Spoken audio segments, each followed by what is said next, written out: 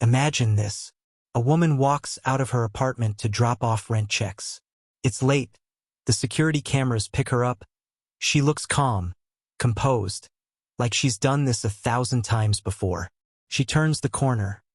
And that is the final moment anyone sees her alive. No panic. No cry for help. No sign she knows her life is about to end. Just a quiet, ordinary walk that becomes the opening scene of a mystery that will grip her family, her community, and eventually the entire country. Her name is Maribel Ramos, 36 years old, a U.S. Army veteran who had done tours overseas, lived through situations most people can't imagine, and come home determined to build a peaceful civilian life. She was studying criminal justice at Cal State Fullerton, planning a future, trying to help others. She had structure, discipline, responsibility. She was the type of woman who returned calls, answered texts, and kept her schedule tight. So when she suddenly vanished, the people who loved her didn't shrug it off or think she'd gone off for a break. They knew immediately something was wrong. The next morning, her sister called. No answer. A close friend texted. Nothing. Hours went by. Still nothing. And this silence was not like Maribel. Those closest to her felt their stomach drop. Eventually, someone called the police. Officers arrived at her apartment, expecting maybe a medical emergency, maybe a misunderstanding, but what they found was strange. Everything inside her home looked perfectly normal. Nothing broken, nothing stolen, no overturned furniture, no sign of a struggle. Her purse and important belongings were inside. Her car was still there. It didn't look like she planned to leave. It didn't look like she couldn't leave. It looked like she had just stepped away for a moment and vanished into thin air. But one detail stood out, one that police immediately locked onto. She shared the apartment with a roommate. His name was Kwang Cole KC Joy. KC was in his early 50s, much older than Maribel, a man she'd met at a local community board while searching for a roommate to help split rent. She wasn't dating him. They weren't romantically involved. She simply needed help paying the bills, and he needed a stable place to stay. On paper, it sounded simple. In reality, it became anything but. When police first spoke to him, his emotions were intense. Too intense. He was crying, shaking his head, insisting he had no idea where she went. He said he loved her like a sister. He said he was terrified something terrible had happened to her. He joined search teams. He posted updates online. He begged for help finding her. And at first, people believed he was just a devastated friend. But detectives are trained to see beyond the surface, and something about him wasn't ringing true. When asked about the last time he saw her, his story felt too neat, too rehearsed. He said everything was peaceful between them. No disagreements, no tension. They had dinner, they talked, she went to bed, and that was it. But when investigators talked to Maribel's close circle, a different picture emerged. A picture that didn't match his at all. Friends said Maribel had been stressed. Really stressed. Her roommate wasn't paying rent anymore. He had fallen behind, and every time she tried to talk to him about moving out, the conversation became tense. She told friends he was getting attached in a way that made her uncomfortable. He depended on her too much, followed her around the apartment, misread kindness as something deeper. She planned to evict him. She wanted her space back, and she had finally reached a point where she was done being patient. To investigators, that changed everything. Because now the roommate wasn't just the man who lived with her. He was the man who had something to lose if she disappeared. Still, suspicion isn't proof. Police kept digging. They pulled camera footage. They retraced Maribel's steps. They checked phone records. But without a body, without a crime scene, they were trapped in a frustrating limbo. Missing person cases are like puzzles with half the pieces stolen. One wrong assumption and everything collapses. So detectives step back and ask themselves the question that guides every investigation. Who benefits if she's gone? The roommate wasn't the only possibility. Investigators looked into ex-boyfriends, classmates, co-workers, anyone who might have had a reason to harm her. They scrolled through messages. They checked her recent social interactions. They didn't want tunnel vision. But time and time again, all the paths circled back to one person. The man crying the loudest, the man posting the most, the man attending every search event as if he needed to monitor it. Meanwhile, something else was happening. KC wasn't just emotional, he was performing.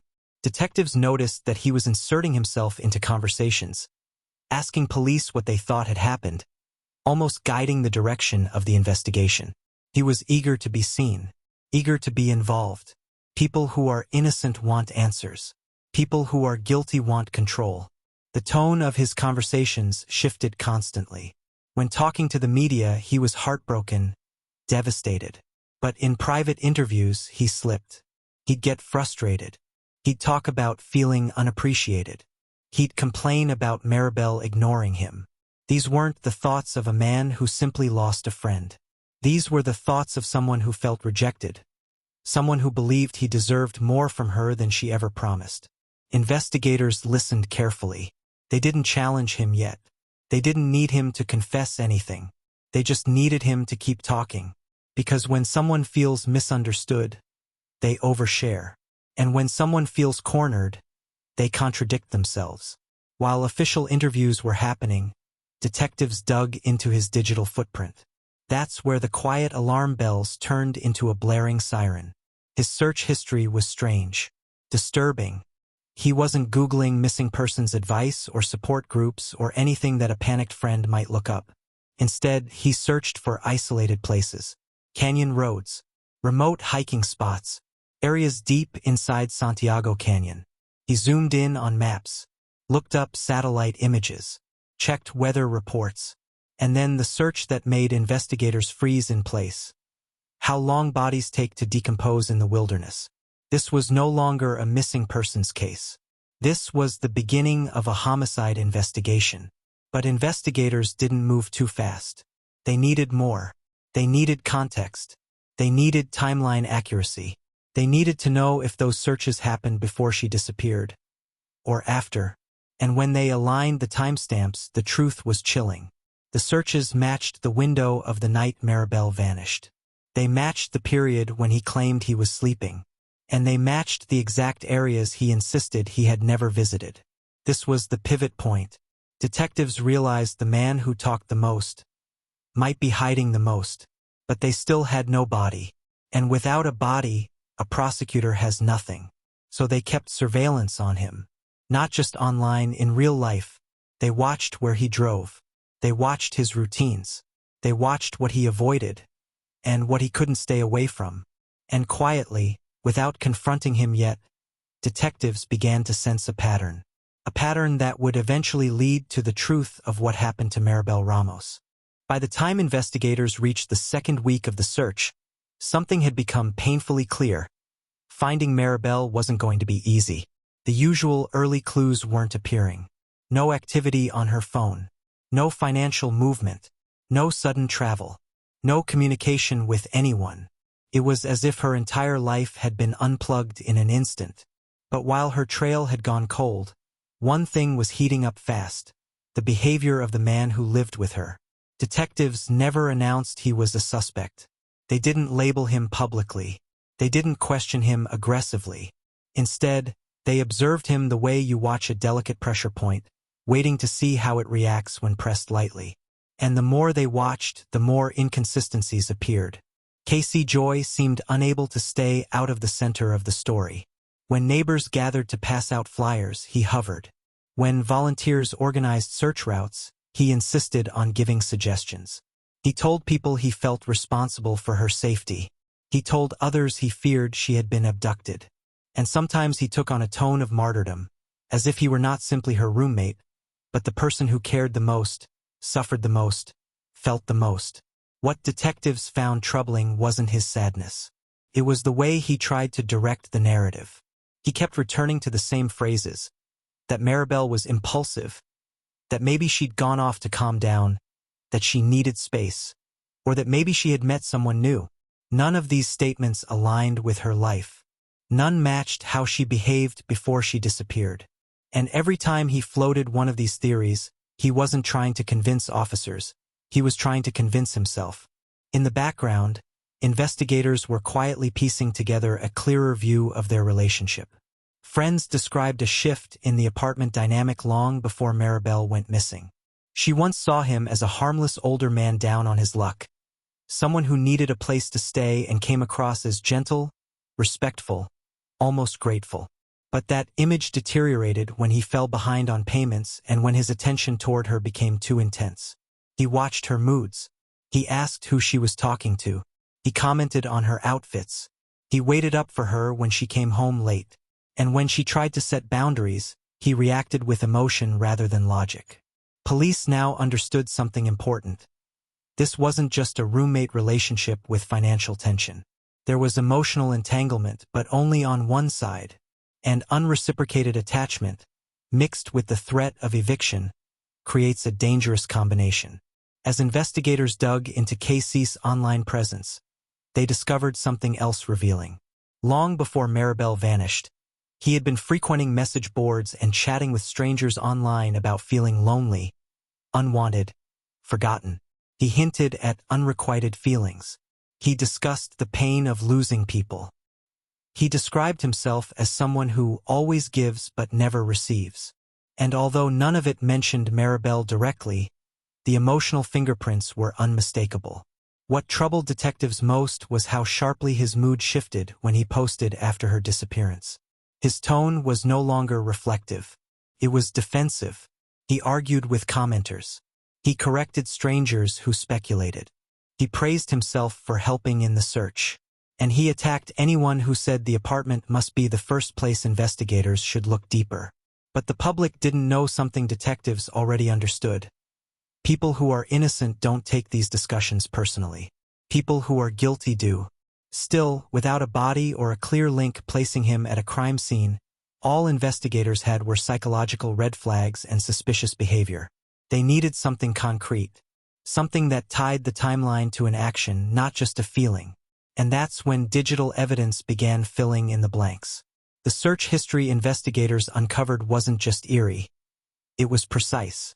He had looked up the area surrounding Santiago Canyon multiple times, not randomly, but by narrowing down sections of unpaved land. He didn't just skim a map. He zoomed in, moved around, studied terrain. He searched how long it would take human remains to be discovered outdoors. He researched wildlife impact on remains. And all these searches aligned within the same block of hours. The very hours when Maribel stopped responding to anyone. The weight of that evidence forced investigators to take the next critical step. Physical surveillance. They began following him discreetly. They watched his driving routes. They documented how he reacted when new search areas were announced. And something subtle but important happened. Every time the search expanded toward the canyon, he became agitated. His hands shook.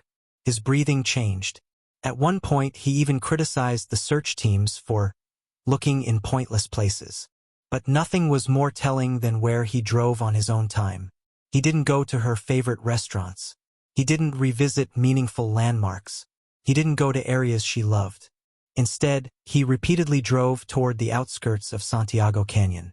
Not directly to any specific spot, but close. Close enough to monitor. Close enough to watch from a distance. Close enough to make sure nothing, and no one, had disturbed whatever he had done. Detectives watched this pattern quietly, knowing it might be the only breadcrumb trail strong enough to follow. They didn't stop him. They didn't question him. They let him return to that area again and again, documenting every turn, every pause, every hesitation. And with each trip, the likelihood increased that they were closing in on the place where Maribel's story had ended.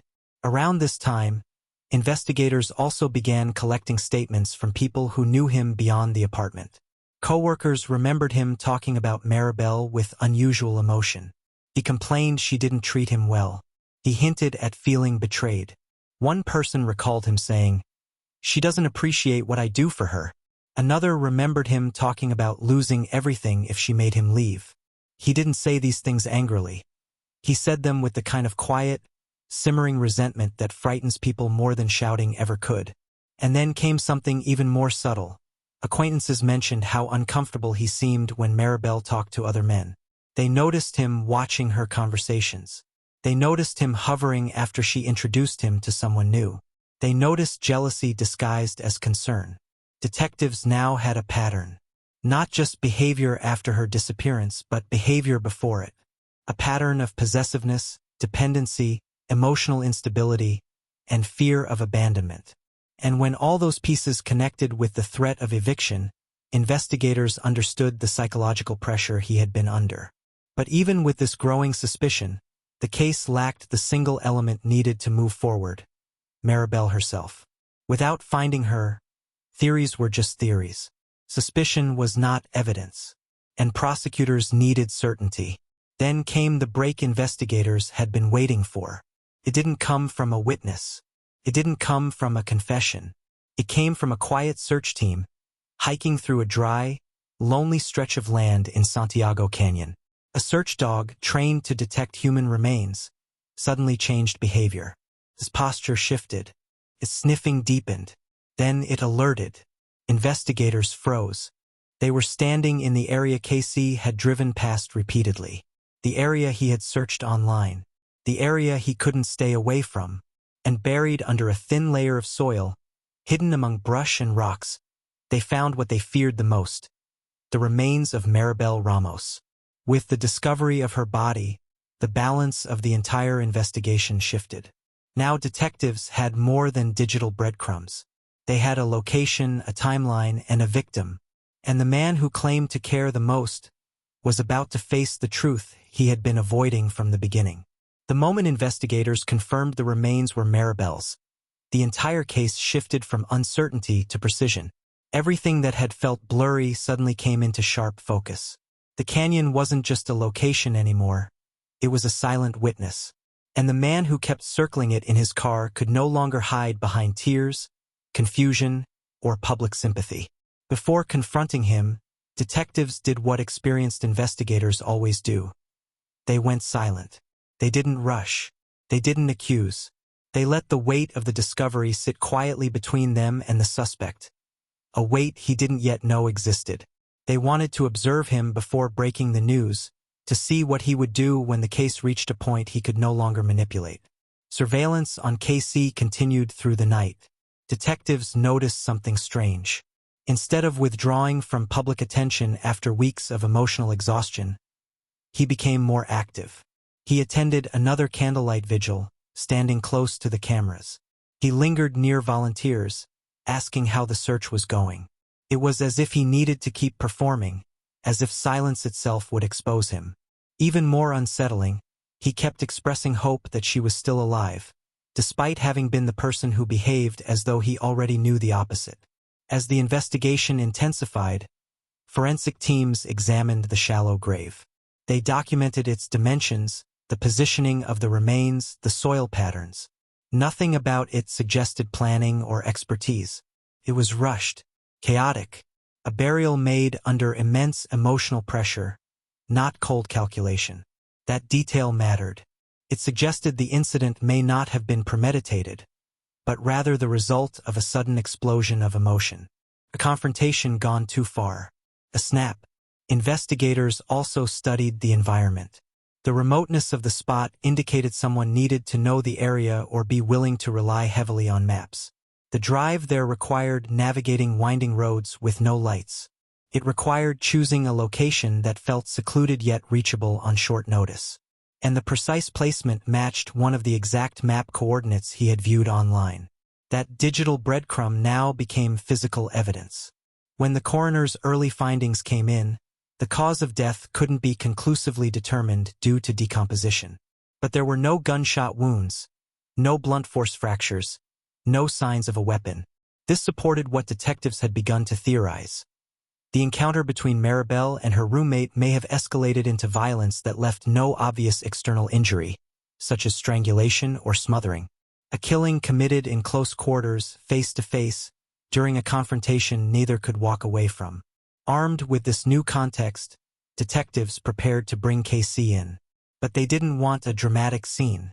They waited until he was alone. He was driving, but not toward the canyon this time. He was headed to a grocery store, maybe to buy food, maybe to appear normal, maybe to calm himself, or maybe because he felt deep down that his performance was wearing thin. When officers approached and asked him to come in for further questioning, he didn't resist. He didn't argue, but something changed in his eyes. A flicker of realization, a silent acknowledgement that the investigation had entered a stage he couldn't control. Inside the station, the tone of the interview was completely different from the earlier conversations. Detectives weren't searching for inconsistencies anymore. They already had them cataloged. They weren't looking for emotional tells, they had seen them all. Now they were building a statement under pressure, watching how he behaved when the room tightened around him. At first, he tried to repeat the version of events he had given before, but his voice lacked the conviction it once carried. The confidence he'd used to correct and challenge others had evaporated. He stumbled over his timeline. He contradicted his earlier claims without realizing it. He said he had been asleep, then said he heard her talking, then said he didn't know if she left the apartment at all. Detectives let him speak. They didn't interrupt. They let the silence stretch between answers, long enough for him to feel every second. And slowly, the emotional layers he had wrapped himself in started to fall away. Then investigators mentioned the canyon. They didn't say her body was found. They simply brought up the area casually as part of the search. And the reaction was immediate. His breathing quickened, his posture stiffened, and his hands moved nervously across his knees. It was the first physical sign that he was aware of the significance of that place. Still, detectives didn't reveal their full hand. They shifted to another topic. They asked about arguments. They asked about eviction. They asked what he believed would happen if she forced him to move out. And at this point, something cracked. Not dramatically, just a small but revealing shift. He admitted they argued sometimes.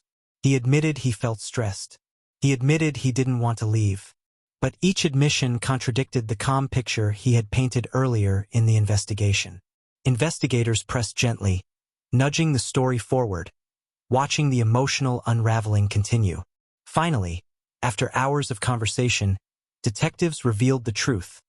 Maribel had been found. The room went silent. For a long moment he didn't cry, didn't shout, didn't collapse. He just sat there, still, rigid, shock frozen on his face. But it wasn't the shock of an innocent man hearing a tragic update. It was the shock of someone realizing the thin thread of denial he'd been clinging to had finally snapped. When they asked if he wanted to explain what happened, he said something that struck investigators deeply. He said, "You don't understand. She meant a lot to me." It wasn't an answer. It wasn't a denial. It wasn't even an admission. It was a justification, the kind people grasp when they know the truth is closing in. As they went deeper into the interrogation, he tried shifting narratives again. First he implied she may have walked out on her own. Then he suggested someone else could have taken her. Then he said they had argued. Then he said he couldn't remember. Each shift made the truth clearer. He knew exactly what happened. He just couldn't say it out loud. Meanwhile, forensic teams were analyzing the apartment. Even though time had passed, investigators noticed subtle disturbances, slight misalignments, cleaning patterns that didn't match regular routines. Items moved but not moved naturally. Nothing dramatic, but enough to suggest an attempt to restore order after chaos. Enough to imply that whatever happened between them had happened inside that apartment. Phone records placed him awake and active during the hours he claimed to be asleep. His cell phone connected briefly to a tower near the canyon during a time frame he said he never left home. His digital maps lined up with the burial site's coordinates. By the time detectives finished laying out the evidence, there was no ambiguity left. Whether he admitted it or not, the truth was there in every data point, every silence, every emotional slip, every trip to the canyon. And as the interview ended, detectives knew the next stage of this case would no longer be about finding Maribel. It would be about proving, in a court of law, how the man who called her his closest friend had become the man responsible for ending her life. What remained now was the courtroom, and the final unraveling of a story that had begun with a quiet walk to drop off rent checks, and ended with the discovery of a shallow grave in a lonely canyon. Detectives kept Kessler in the interview room for hours, letting the quiet press against him like a weight. He had always been a man who needed noise. Old movies, humming appliances, anything to fill the space. Silence, to him, was a kind of torture. And they knew it. They left the door cracked so he could hear the muffled footsteps in the hallway. Every sound he couldn't see made him flinch. His hands trembled in his lap, fingers twitching like he was searching for a remote that wasn't there. When the detective finally stepped back inside, he didn't bring files. No photos. No recorder. Just a metal mug of water. He placed it on the table. "Your roommate trusted you," he said quietly. "That's the part one can't shake." Kessler's jaw tensed. His eyes stayed fixed on the tabletop. "We don't need a confession," the detective continued. "We already followed your movements. We already saw where you stopped. We already found the soil on your boots." Kessler swallowed hard. The detective leaned forward.